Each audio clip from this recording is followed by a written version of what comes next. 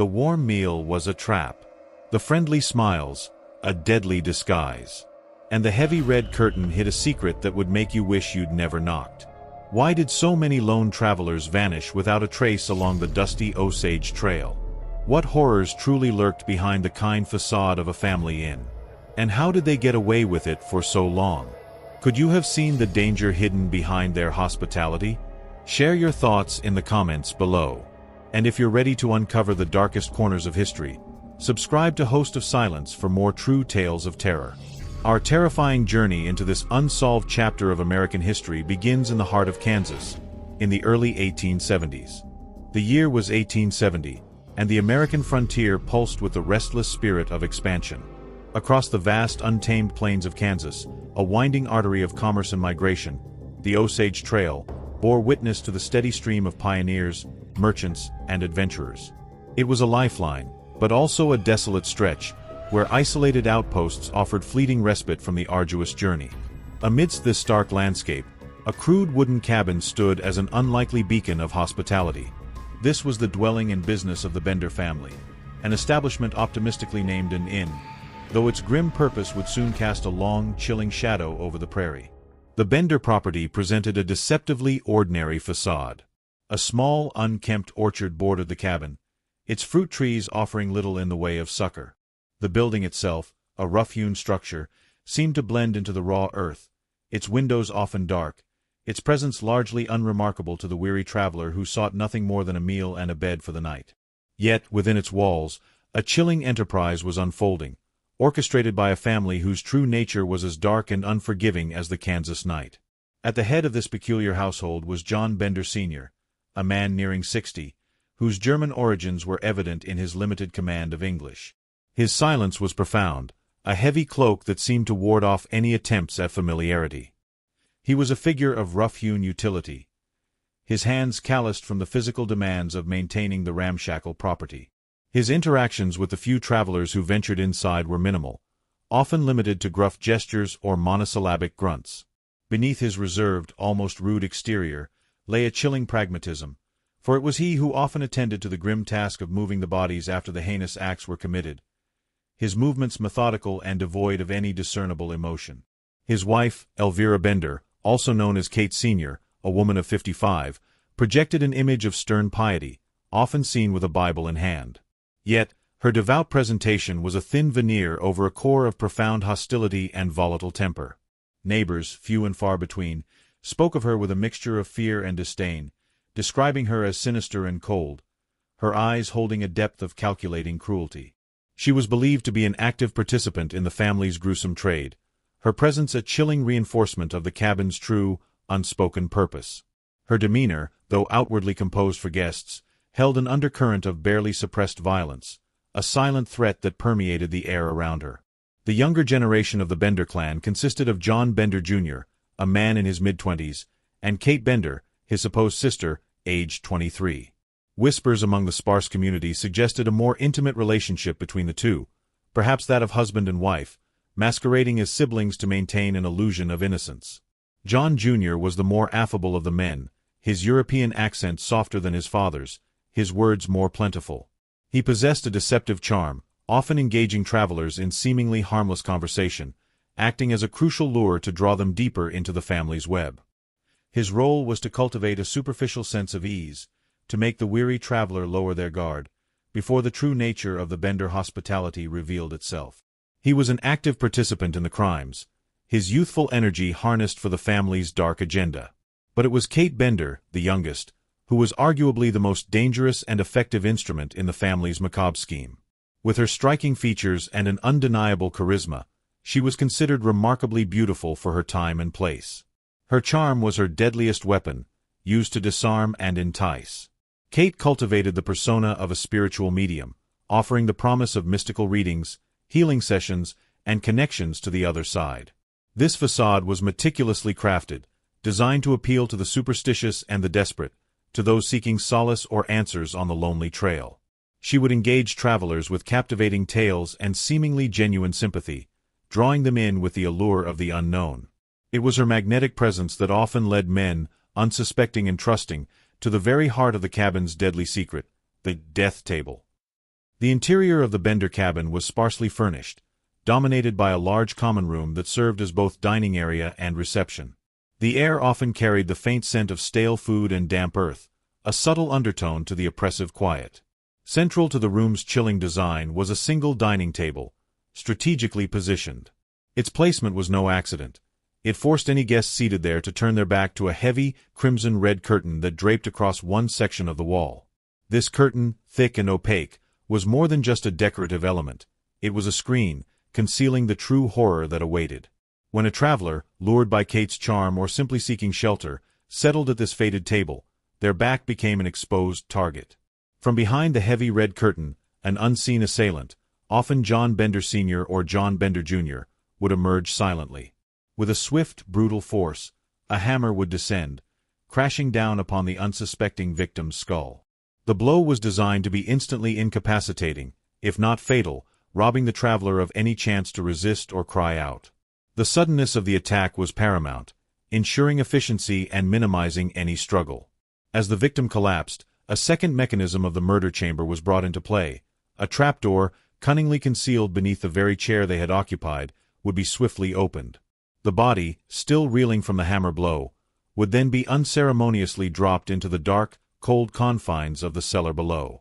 This hidden compartment served as a temporary holding cell for the dead or dying. Once in the cellar, the final, gruesome act was performed.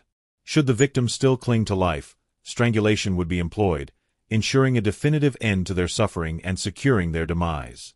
The methodical nature of this process spoke volumes of the family's practiced cruelty and their chilling efficiency. Under the shroud of darkness, the bodies were then removed from the cellar. Carried out of the cabin, they were transported to the unkempt orchard that bordered the property. There, beneath the meager fruit trees, shallow graves awaited. The earth, freshly disturbed, soon settled back into place, leaving little trace of the horror buried beneath.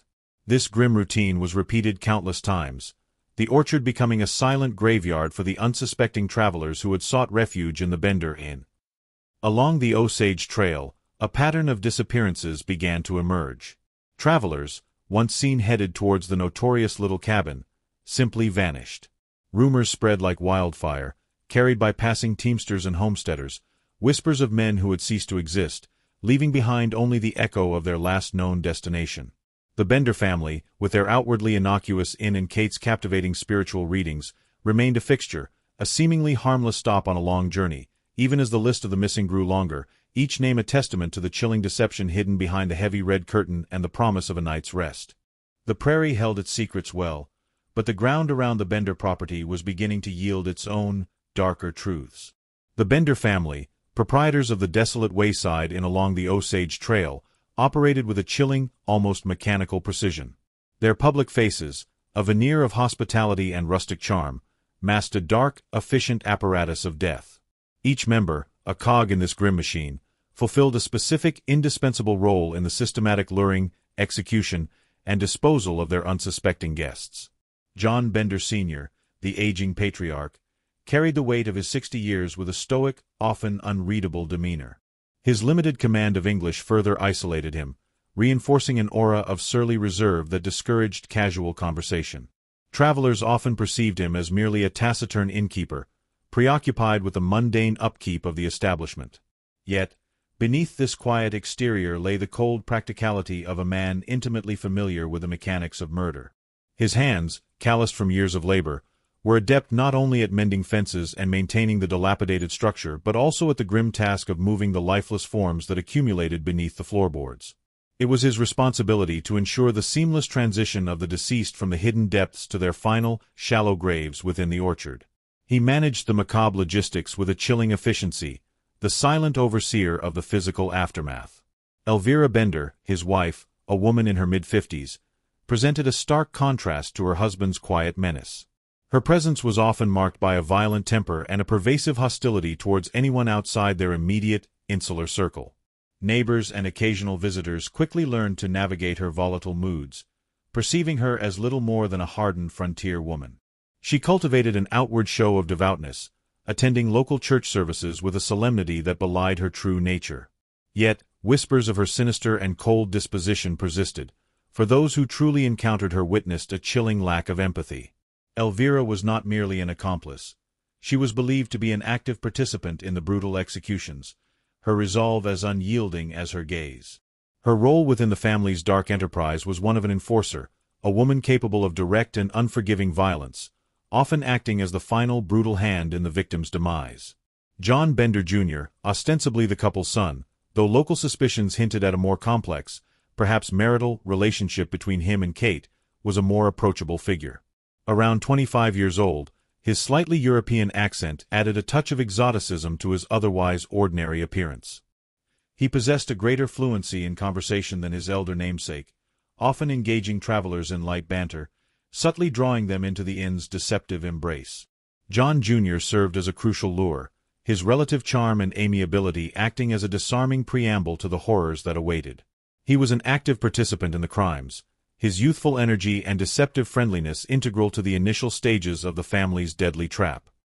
He moved about the common room, a seemingly innocuous presence, yet one whose very friendliness served to lower the guard of the unsuspecting. But it was Kate Bender, the youngest of the quartet, around 23, who truly captivated and seduced. Possessing a striking beauty and an undeniable charisma, she was the family's most potent weapon. She presented herself as a spiritual medium, offering mystical readings and healing sessions, a claim that resonated deeply with the superstitious beliefs prevalent in the isolated frontier. Her promises of spiritual insight and relief from ailments attracted a steady stream of curious and desperate travelers seeking answers in the vast emptiness of Kansas. Kate's allure was formidable. Many of the victims met their end after placing their trust and their lives in her beguiling hands. It was she who most often received the men at the fated death table, a specially designed seat positioned over a hidden trapdoor. Her captivating presence, her soft voice, and her seemingly genuine interest in their spiritual well-being served as the ultimate distraction, ensuring the victim's attention was fixed upon her, utterly unaware of the danger lurking beneath their feet. The dynamics of this family were a macabre ballet of roles, each member understanding their part in the horrifying routine. The inn itself was a meticulously crafted stage for their atrocities. A heavy canvas curtain often partitioned the main common room, obscuring the precise location where victims were situated. The death table, a seemingly ordinary piece of furniture, was strategically placed directly above a trapdoor. When a guest was seated with their back to the curtain, engrossed in Kate's spiritual pronouncements or simply enjoying a meal, their fate was sealed. The precise mechanics remained debated, but the general consensus pointed to a swift blow to the head from behind the curtain, likely delivered by John Sr. or Elvira, followed by the immediate dropping of the body through the trapdoor into the cellar below. This grim routine, perfected over months, allowed them to maintain a facade of normalcy. The cellar served as a temporary holding place for the bodies until nightfall, when John Sr. would quietly move them to the orchard, where shallow graves awaited. The silence of the plains became an accomplice to their deeds, absorbing the screams that never escaped the confines of the inn. For over a year, this chilling enterprise thrived, fueled by the isolation of the Osage Trail and the transient nature of its travelers. The Bender family, an almost mythical entity of frontier malevolence, systematically extinguished lives with an efficiency that defied comprehension. The tally of their victims, though never definitively confirmed, was estimated to be at least 11 souls, a grim count that included not only lone men but also women and, most disturbingly, children, whose innocent presence offered no deterrent to the family's insatiable greed and depravity. The dark legend of the Bloody Benders was forged in the quiet terror of their inn, a testament to the shadows that can lurk beneath the most ordinary of exteriors. Their story became a chilling cautionary tale, whispered across the wind-swept plains of Kansas, a stark reminder of the hidden horrors that can define an era. The year 1870 marked a period of uneasy peace along the Kansas frontier, a tranquility soon to be shattered by an escalating series of disappearances. Among those who vanished into the vast, unforgiving landscape was Dr. William Henry York, a man of considerable standing. A respected military physician, approximately 35 years of age, Dr. York embarked on a journey through the region with a singular purpose: to locate a fellow traveler, a Dr. L.A. Davis, who had inexplicably disappeared months prior. Dr. York's determined search led him along the dusty trails that crisscrossed the plains, eventually bringing him into the vicinity of the notorious Bender establishment. His arrival in the area, a man of his profession and connections, was noted by the sparse communities, a fact that would soon prove crucial. Dr. York, much like others before him, was drawn to the small inn, a beacon of supposed hospitality in the desolate expanse. He sought information, perhaps a meal, or a night's rest, unaware of the sinister reputation slowly attaching itself to the family that resided within. His inquiries about the missing Dr. Davis, a concern that weighed heavily on his mind, likely brought him into direct contact with Kate Bender, whose deceptive charm and purported psychic abilities served as a potent lure. John Bender, Jr., with his mild European accent and seemingly genial demeanor, might also have engaged the doctor, further disarming any nascent suspicions. John Bender, Sr., reserved and gruff, and Elvira Bender, with her cold, unyielding gaze, maintained their usual distant presence, overseeing the grim operation with an unspoken understanding. The passage of days turned into weeks, and Dr. York, a man whose movements were usually meticulous and communicated, failed to reappear. His prolonged absence, unlike that of the ordinary drifters and fortune-seekers who often vanished without a trace on the frontier, immediately raised alarms. Dr. York was no lone wanderer. He possessed a powerful connection that would ultimately unravel the dark secrets of the Bender family. His brother, Colonel A.M. York, a highly influential state senator, became increasingly concerned. The senator's influence was vast, and his brother's disappearance was not a matter to be dismissed lightly. He initiated an intensive, widespread search, mobilizing local authorities and enlisting the aid of concerned citizens across southeastern Kansas. The pressure on the local communities mounted with each passing day. The senator's relentless pursuit of answers meant that every inn, every isolated homestead, and every traveler was scrutinized. Rumors, whispers of strange occurrences and vanished persons, began to coalesce into a more concrete pattern. The Bender Inn, already eyed with suspicion by some for its peculiar inhabitants and the unsettling number of travelers who seemed to arrive but never depart, became a focal point of these growing fears. Local residents, wary of the Bender family's reclusive and often hostile nature, had long harbored a quiet unease about the establishment. Now, with the senator's formidable investigative efforts closing in, that unease transformed into outright suspicion. A decisive moment arrived when a local farmer, weary of the Benders' strange ways and the persistent rumors, reported that the inn appeared deserted. The family, he claimed, had vanished without a trace, leaving behind their belongings and a chilling silence. This unexpected abandonment, coupled with the mounting evidence of disappearances in the vicinity, spurred immediate action. On a bleak May morning, a contingent of local authorities, accompanied by a growing crowd of curious and apprehensive neighbors, converged upon the desolate Bender property. The air hung heavy with a sense of foreboding as they approached the quiet, unassuming cabin. The scene that greeted them was one of eerie stillness. The doors of the small, ramshackle inn stood ajar, flapping idly in the breeze. Inside, a thick layer of dust covered everything, a testament to the family's hasty departure. The investigators moved cautiously through the main room, where the notorious death table stood, its surface bearing the faint, unidentifiable stains of past horrors. The true extent of the depravity began to reveal itself as they descended into the cellar. The air grew heavy, thick with a metallic scent of dried blood. The earthen floor of the cellar was stained dark, a gruesome mosaic of violence. Tools, crude and heavy, lay scattered about, silent witnesses to unspeakable acts. A large hammer, a bludgeon, and a knife, all bearing the dark, telltale signs of their grim purpose, were found. The crude trapdoor, hidden beneath the infamous death table in the dining room above, was discovered, revealing the mechanism that allowed victims to plummet into the cellar below, where their final moments were brutally ensured. The cellar, however, was only the beginning of the horrifying tableau. The true revelation lay beyond the inn, in the seemingly innocent orchard behind the house. Following the disturbed earth, the investigators began to dig. The first body was discovered just beneath the shallow soil, a man, his skull brutally crushed. Then another, and another. The orchard, once a place of potential bounty, was transformed into a macabre burial ground. Shallow graves, hastily dug, yielded a horrifying harvest, the decaying remains of numerous individuals, men and women, all bearing the same gruesome injuries. The sheer number of victims, the methodical nature of their disposal, painted a chilling picture of organized, cold-blooded murder. Among the unearthed victims, though not immediately identified, was Dr. William Henry York, his search for a missing man ending in the very same fate. The discovery at the Bender property sent shockwaves across the frontier, unveiling a reign of terror that had quietly claimed dozens of lives, a dark chapter in the history of Kansas.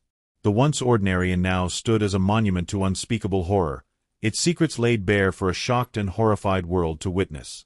The quiet desperation of waiting for news turned quickly to an organized, relentless pursuit. Dr. William Henry York, a respected military physician, had vanished into the Kansas frontier, following the faint trail of another missing man. His brother, a senator, refused to let the prairie swallow him without a trace. A systematic search commenced, focusing on the isolated way stations and homesteads along the routes Dr. York was known to have traveled. It was this determined search that finally led a contingent of local men, led by the senator, to the remote Bender property on the Osage Trail, a place where the doctor was last reported to have stopped. Upon their arrival, an unsettling silence hung over the inn. The usual sounds of a working homestead were absent. No smoke curled from the chimney, no livestock grazed in the yard, no welcoming figure emerged from the doorway. The Bender family, John Sr., the stoic patriarch, Elvira, his stern wife, John Jr., the amiable son, and Kate, the alluring spiritualist, had simply vanished.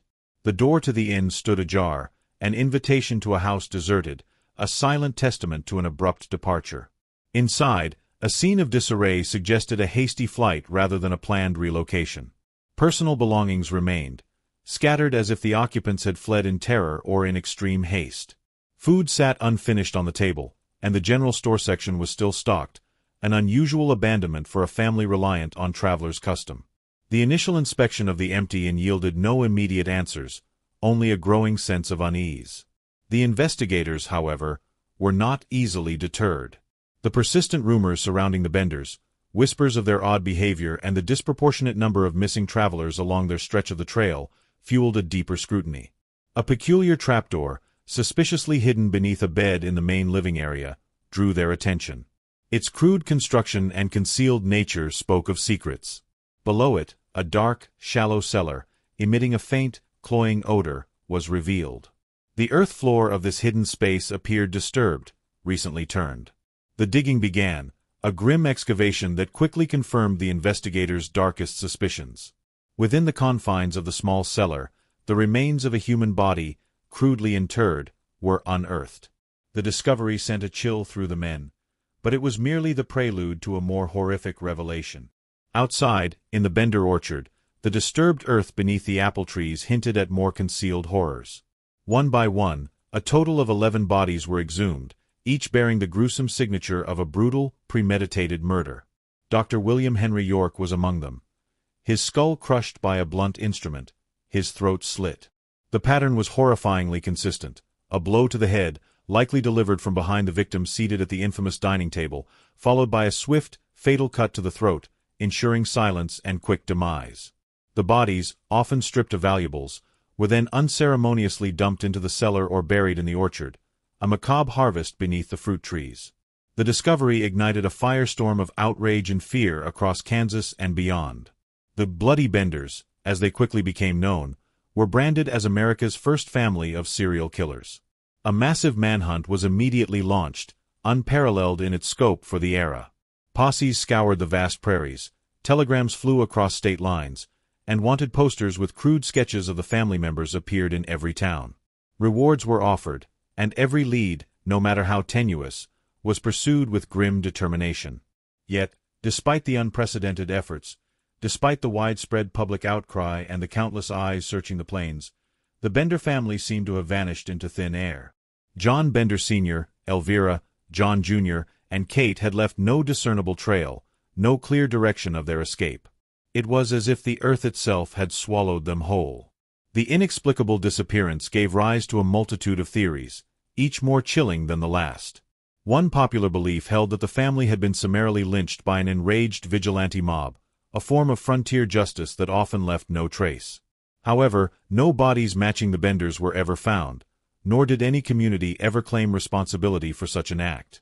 Another theory suggested a meticulous, well-planned escape. Perhaps they had fled south, into the untamed territories, or west, seeking anonymity in the burgeoning settlements of the frontier, where new identities could be easily forged. Some believed they had split up, each member going their separate way to minimize the chances of capture. The sheer efficiency of their disappearance, leaving behind their grisly work but no personal trace, lent credence to the idea of a pre-planned exit strategy. 4 decades following the initial discovery, the specter of the Bloody Benders continued to haunt the American imagination. Numerous individuals were arrested across the country, suspected of being one of the elusive family members. A woman resembling Kate Bender was apprehended in Michigan, another in Colorado. Men matching the descriptions of John Sr. or John Jr. were detained in Texas, Missouri, and even as far as California. Each time, hope soared that the infamous killers had finally been brought to justice. Each time, however, the evidence proved inconclusive, the identities unconfirmed, and the suspects were eventually released. The true fate of the Bender family remained a frustrating, agonizing mystery, a testament to their cunning and the vastness of the American landscape. The case of the Bloody Benders transcended a mere criminal investigation. It became an enduring American legend. Their story, whispered around campfires and recounted in sensational newspapers, served as a chilling cautionary tale. They had perverted the sacred tradition of frontier hospitality, transforming a safe haven for weary travelers into a meticulously designed death trap. With a welcoming smile, a warm meal, and the promise of rest, they lured their unsuspecting victims to the infamous death chair, where a hammer blow delivered from behind served as their gruesome signature. The Bender family, the first known family of serial killers in the United States, left behind a legacy of unspeakable horror and an unsolved enigma that continues to captivate and terrify, a dark stain on the annals of American crime, forever shrouded in the impenetrable mists of the prairie. The grim saga of the Bender family leaves us with a chilling question. How can such profound evil fester behind a facade of normalcy? It forces us to confront the unsettling truth that sometimes the most terrifying monsters don't lurk in the shadows, but sit across the table, offering a false sense of security. What does it say about humanity when a family unit can collectively commit such unspeakable acts, and then simply vanish without a trace? The vast, untamed Kansas frontier may have provided them cover, but the lingering mystery of their ultimate fate continues to haunt the prairie winds to this day. But what are your thoughts on the Bender family? Do you believe they were caught later, or did they truly disappear into the annals of history? Share your theories, insights, and what part of this story sent shivers down your spine the most, in the comments below. And if you're brave enough for more tales from the darker corners of history, make sure to hit that subscribe button and ring the notification bell so you don't miss our next dive into the unknown.